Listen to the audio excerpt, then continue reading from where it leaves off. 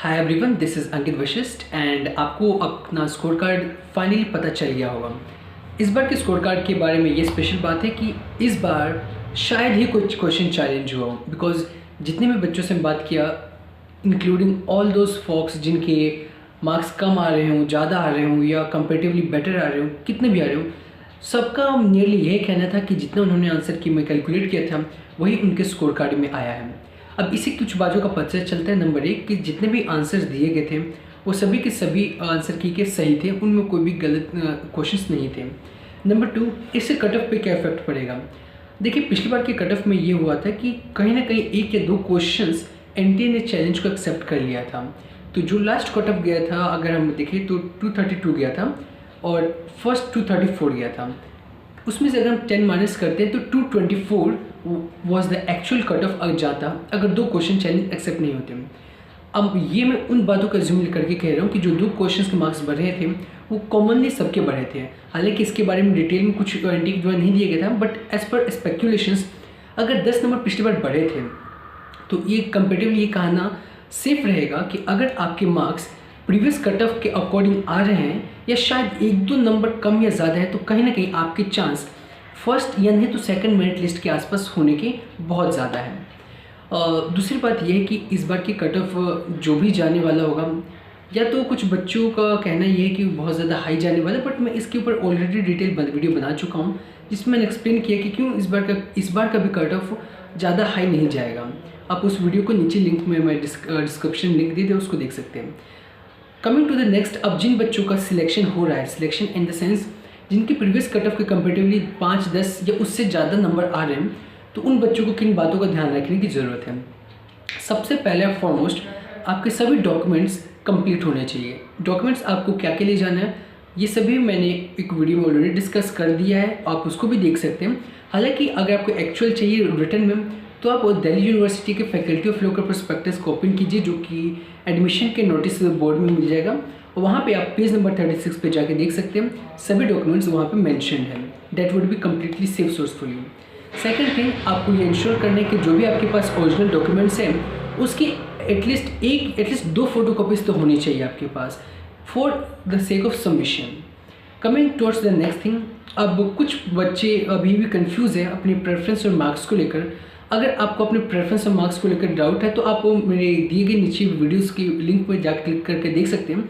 लेकिन एक बार मैं फिर से उसको रिपीट कर देता हूँ कि प्रेफरेंस की जो डेट है या मार्क्स अपडेट करने की जो डेट है वो 25 ऑफ नवंबर तक है। तो आपके पास अभी भी चांस है, अगर आपको अपने प्रेफरेंस चेंज करना है या फिर आपको अपने मार्क्स में अपडेट करने, तो आप उनको अपडेट कर सकते हैं। 25 के बाद आपका पोर्टल बंद हो जाएगा और उसके बाद आपका कोई भी प्रेफरेंस में चेंज के लिए फिर ऑप्शन नहीं दिया जाएगा।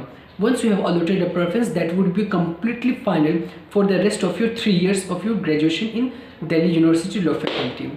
Now coming towards the next, जब आपने के मार्क्स कंप्लीट हो गए हैं, मार्क्स अपडेशन कंप्लीट हो गया है, आपने पोर्टल पे भी अपने रेफरेंस सभी सही कर दिए, प्रेफरेंस सही सिलेक्ट कर लिए हैं और आपके डॉक्यूमेंट्स भी रेडी हैं, तो न्यू कोर्स प्रोसीडिंग में क्या होने वाला है। तो नाउ गाइज, आपका मेरिट लिस्ट निकलने वाला है। मेरिट लिस्ट कब निकलेगा? देखिए, वो बहुत ही जल्द निकलेगा, most likely with in couple of days उसके निकलने की एक्सपेक्टेशंस है। After getting the first merit list, there would be a tentative date sheet would be out, और डेट शीट किस चीज़ की होगी?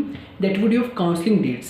अब उसमें काउंसलिंग डेट्स में सभी मेरिट लिस्ट के अकॉर्डिंग डिफरेंट होगा। In short, there would be a date sheet would be out which would be saying कि फर्स्ट मेरिट लिस्ट की काउंसलिंग की डेट्स क्या है, सेकंड मेरिट लिस्ट की काउंसलिंग की डेट क्या है और थर्ड मेरिट लिस्ट की काउंसलिंग की डेट क्या है। वो शेड्यूल भी दिल्ली यूनिवर्सिटी आपके साथ शेयर करेगा।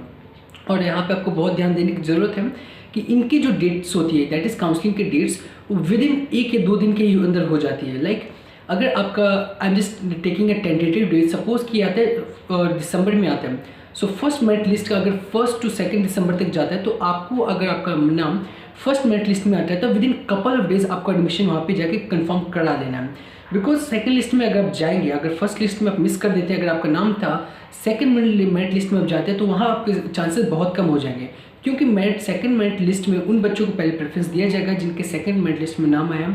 फिर अगर सीट्स बचती है तो जिनको प्रेफरेंस दिया जाएगा जो फिर फर्स्ट प्रेफरेंस में ना लेके सेकंड प्रेफरेंस में लिए थे। तो अगर आप अपना एडमिशन कंफर्म चाहते हैं तो इंश्योर करें कि आप अपने काउंसलिंग के डेट्स को बिल्कुल भी मिस ना करें। उसके बाद किन चीज़ों का आपको ध्यान रखना है कि डॉक्यूमेंट्स कंप्लीट हो गए आपके पास, अपडेशन कंप्लीट हो गया, मेरिट लिस्ट के आ गया, अब उसके बाद एडमिशन लेने के बाद आपका एक फ़ीस लिंक जो है वो अपलोड आई थिंक आपके पोर्टल पे आ जाएगा। अभी फ़ीस लिंक कहाँ पे आएगा, जो आप pgadmission.ud.ac.in पे लॉगिन करते हैं अपने यूज़र नेम और पासवर्ड डाल के, तो वहाँ पे जहाँ पे आपका प्रेफरेंस और मार्क्स का अपडेट है वहीं पे आपके पास फ़ी अपडेट का पोर्टल आ जाएगा जिस पे आपको फ़ीस पे करना होगा। जैसे आप फीस पे कर देंगे तो आपका एडमिशन कंफर्म हो जाएगा दिल्ली यूनिवर्सिटी में। सो गाइस ये उन बच्चों के लिए था जिनका कंफर्म इस बार सिलेक्शन हो रहा है, जिनके प्रीवियस कट ऑफ से 5 या 10 नंबर ज़्यादा है।